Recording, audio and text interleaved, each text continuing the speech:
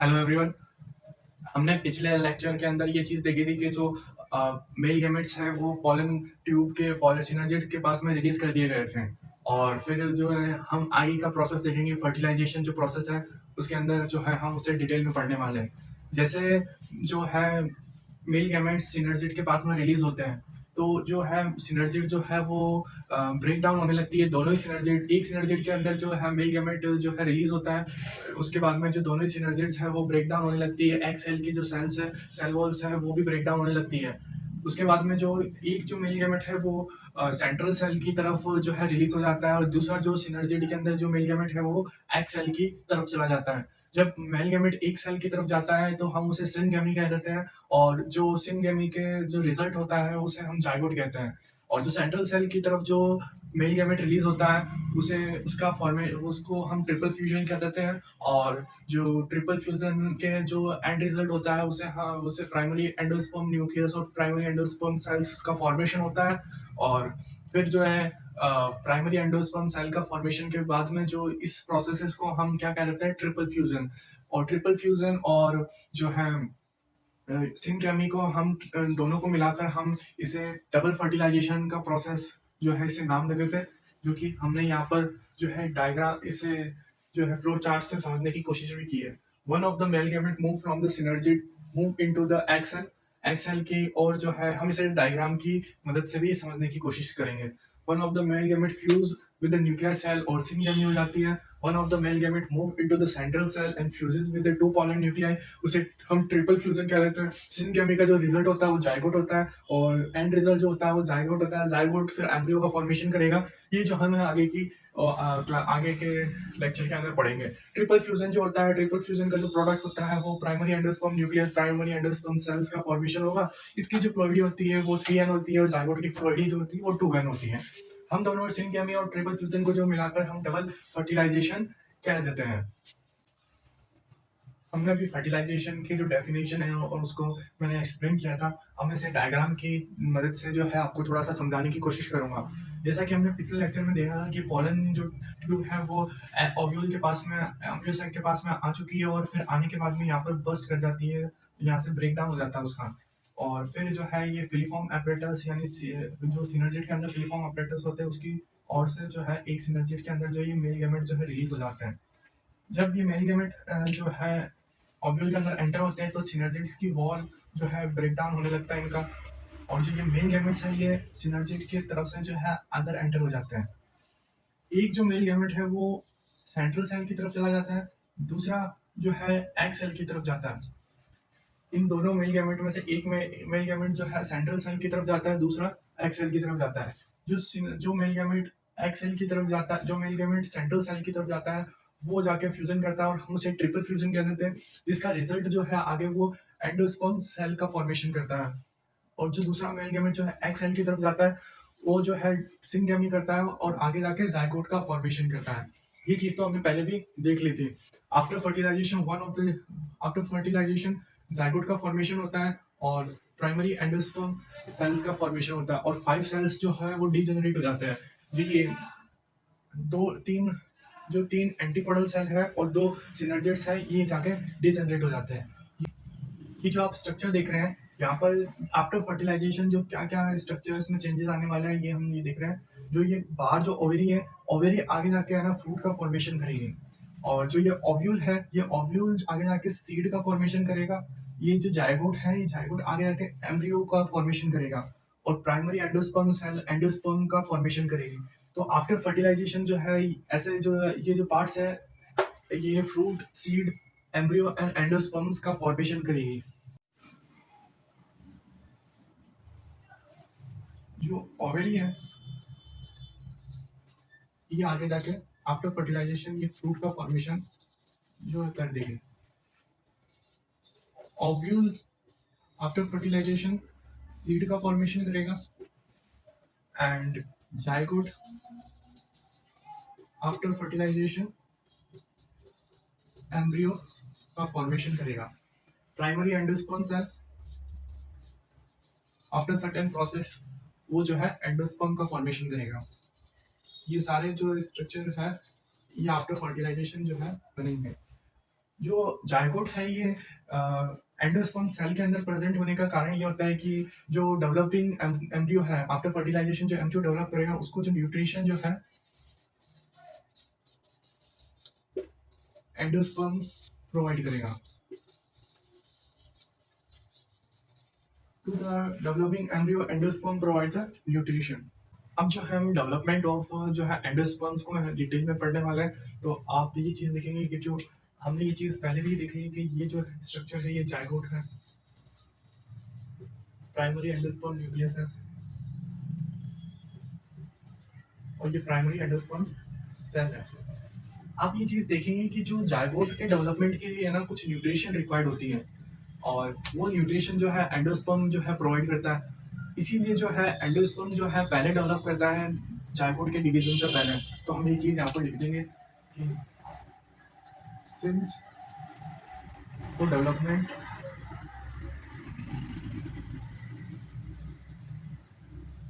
Of zygote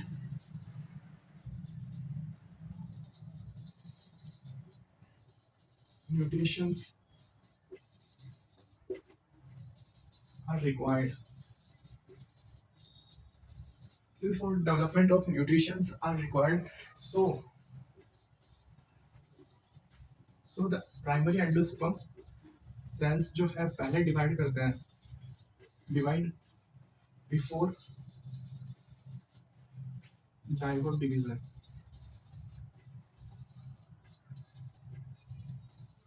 zygote के division से पहले प्राइमरी एंडोस्पर्म सेल्स का डेवलपमेंट से पहले होगा ताकि जो है वो एंडोस्पर्म डेवलप होने के बाद में जो है जाइगोट को न्यूट्रिशन प्रोवाइड कर सके और न्यूट्रिशन फर्दर डेवलप कर एम्ब्रियो का फॉर्मेशन कर सके। दोस्तों अब जो है हम देखने वाले हैं वो प्राइमरी एंडोस्पर्म सेल्स का जो है पूरा जो है डेवलपमेंट देखने वाले हैं। तो उसके अंदर आप ये देखेंगे कि ये जो सेल है ये प्राइमरी एंडोस्पर्म सेल है। इसकी प्लोइडी आपको पता होगा कि 3 है। ये न्यूक्लियस हो गया प्राइमरी एंडोस्पर्म न्यूक्लियस। इसके अंदर हम माइटोसिस करवाएंगे। इसके अंदर जो डिवीजन होगा वो फ्री न्यूक्लियर डिवीजन होगा।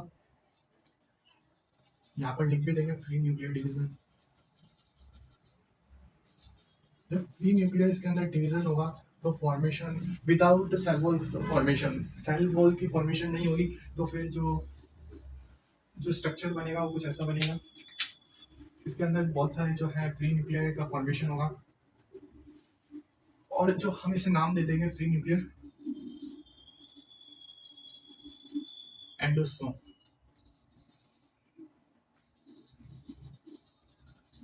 इसका जो एग्जांपल है वो आप कोकोनट का जो पानी होता है वो एक तरह का फ्री न्यूक्लियर एंडोस्पर्म होता है।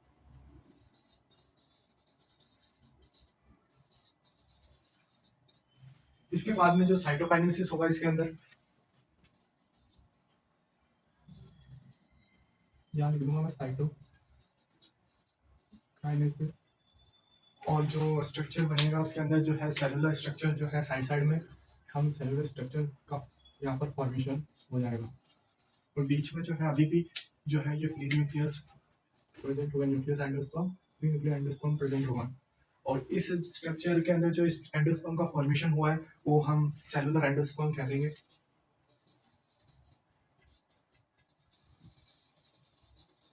जो आपने कोकोनट के जो साइड साइड में जो व्हाइट कलर की जो स्ट्रक्चर होता है वो वही जो है इसे उसे हम जो है सेलुलर एंडोस्पर्म कहते हैं। इसका एग्जांपल हम लिख देंगे जो व्हाइट एडिबल पार्ट है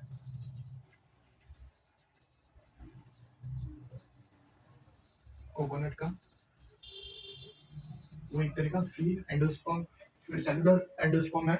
ये जो आप बीच में जो स्टेज देख रहे हैं ये कोई फाइनल स्टेज नहीं है, ये एक ट्रांजिशन स्टेट है जहाँ पर हम इसे फ्री न्यूक्लियर एंडोस्पर्म कह देंगे। फर्दर डेवलपमेंट होकर जो है ये सेलुलर एंडोस्पर्म का फॉर्मेशन करेगा। दोस्तों अब जो है हम एम्ब्रियो डेवलपमेंट को जो है डिटेल में पढ़ने वाले हैं।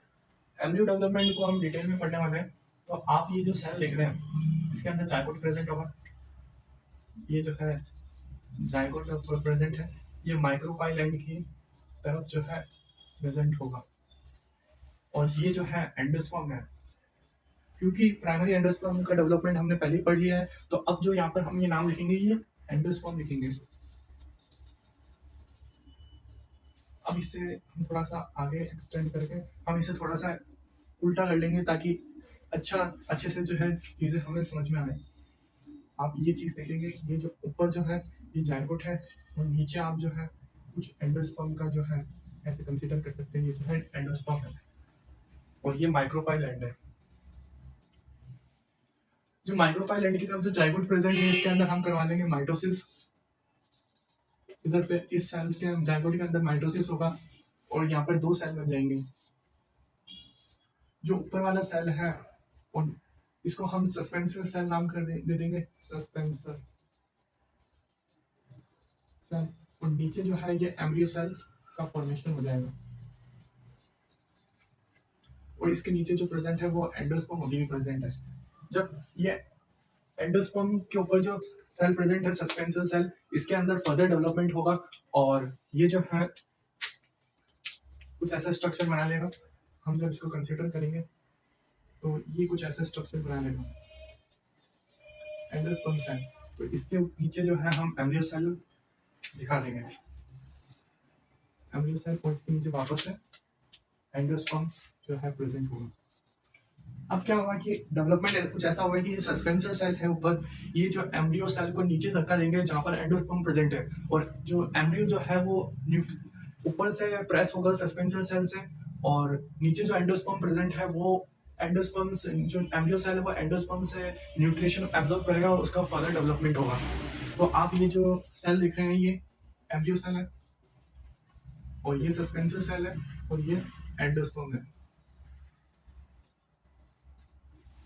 इसका जब फर्दर होगा, हम जब इस एम्ब्रियो सेल का डेवलपमेंट फर्दर देखेंगे तो ये कुछ ऐसा स्ट्रक्चर बना लेगा और इस एम्ब्रियो सेल स्टेज को हम प्रो एम्ब्रियो कह देंगे।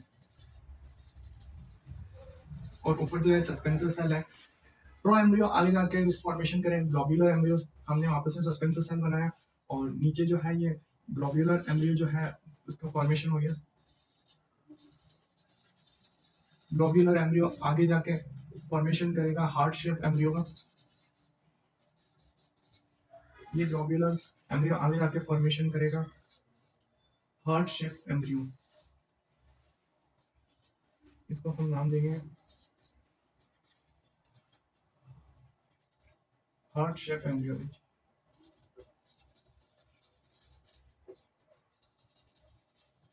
हार्ट शेप एम्ब्रियो और फर्दर ये जो हार्ट शेप एम्ब्रियो है ये आगे जाके मैच्योर एम्ब्रियो के अंदर कन्वर्ट हो जाएगा।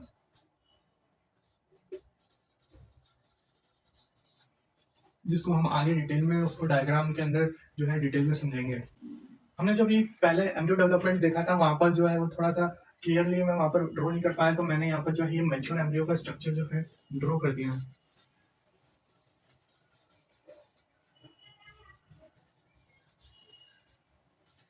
मैच्योर एम्ब्रियो का स्ट्रक्चर ड्रॉ कर दिया। ये जो आप बीच में दोनों कोटिलेडन्स के बीच में जो ये जो लाइन दिख रहे हैं इसको हम कहते हैं एम्ब्रियोनल एक्सिस।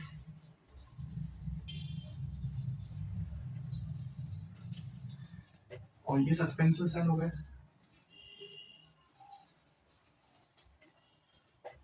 और ये दो जो है कोटिलेडन्स हो गए। आपको एक चीज पता होनी चाहिए कि जो इनिशियल डेवलपमेंट होता है मोनोकोट और डाइकोट डाइकोट जो एम्ब्रियो होता है इनके अंदर जो इनिशियल डेवलपमेंट होता है वो दोनों ही सेम होता है। और जो एम्ब्रियो डेवलपमेंट को हम जो है एम्ब्रियोजेनी कहते हैं।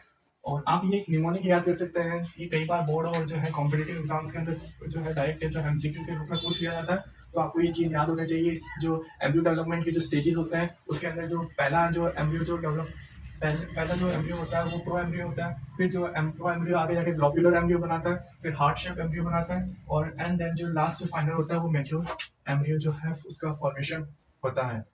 अभी जो है हमने एम्ब्रियो का डेवलपमेंट जो है पूरा पढ़ लिया है। तो अब जो है हम कहीं ना कहीं एम्ब्रियो का जो है डेवलपमेंट पढ़ने के बाद में अब जो है हम जो है डाइकोट का कहीं ना कहीं एम्ब्रियो को है ना पढ़ने वाले हैं। तो डाइकोट के एम्ब्रियो को हम जब देखते हैं तो इसका जो हम लेबलिंग जो है करने वाले हैं उसी के साथ में ये जो है ये एक्सिस को हम कह देंगे लेवल ऑफ कोटिलेडन।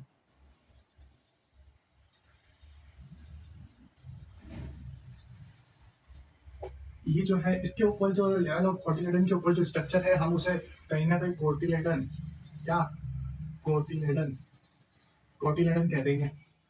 जहाँ पर ये स्ट्रक्चर ये जो स्ट्रक्चर है ना इसको आप कहेंगे एपिकोटाइड।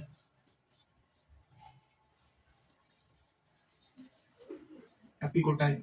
देखो, एम्ब्रियोनल एक्सिस के अबाउ और जो प्यूमल के नीचे जो स्ट्रक्चर है ना, उसको हम कहीं ना कहीं जो है एपिकोटाइल कह देते हैं। मतलब ये है कि जहाँ पर एपिकोटाइल एंड होगा वहां पर प्यूमल का जो है वो स्ट्रक्चर स्टार्ट होगा। तो जो प्यूमल जो होता है, इसको इस टिप को हम क्या करेंगे, प्यूमल। कहीं ना कहीं जो ये है कि जो यहाँ पर कोटिल एपिकोटाइल जहाँ पर जाके एंड होगा, उसी जगह को, उसके आगे वाले जो स्ट्रक्चर को है हम कहीं ना कहीं प्यूमिल कहने वाले हैं। ठीक है, उस प्यूमिल के लेवल ऑफ कोटिलेडन के जो नीचे का जो स्ट्रक्चर है उसको हम हाइपोकोटाइल कहेंगे।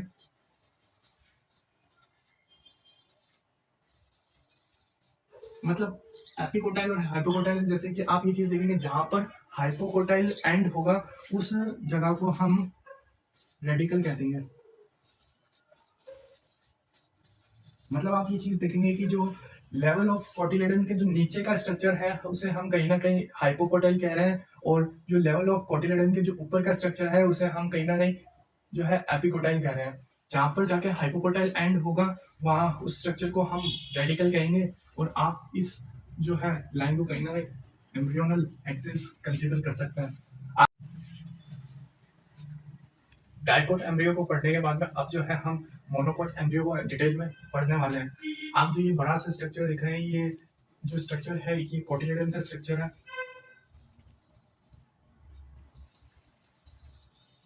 और कोटिलेडन के जो अपोजिट में जो स्ट्रक्चर है जो कि डेवलप नहीं हो पाया, और पूरा जो कोटिलेडन जो डेवलप नहीं हो पाया, इस स्ट्रक्चर को हमने एपी एपीब्लास्ट कह दिया। एपीब्लास्ट के नीचे जो आप ये लाइन देख रहे हैं ये कहीं ना कहीं ये हाइपोकोटाइल को रिप्रेजेंट कर रही है।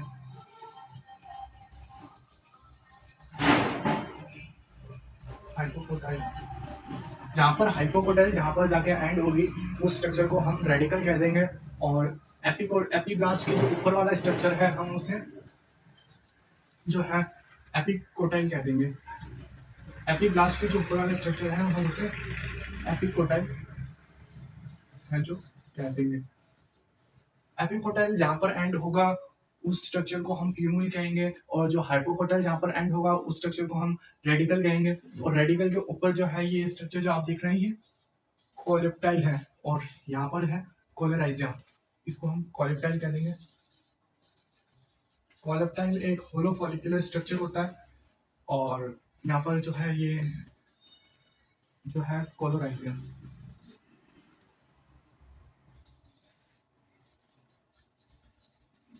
ठीक है, आप जो है ग्रास फैमिली के अंदर जो ये देखेंगे कि जो मोनोकोट एम्ब्रियो जो होता है उसके अंदर ग्रास फैमिली के अंदर आप ये चीज देखेंगे कि जैसे कि ग्रास फैमिली में जैसे कि मेज, राइस और व्हीट, इनके अंदर जो कॉटिलेडन होता है वो उसे हम एक और नाम देते हैं जैसे कि स्क्रूटेलम। स्क्रूटेलम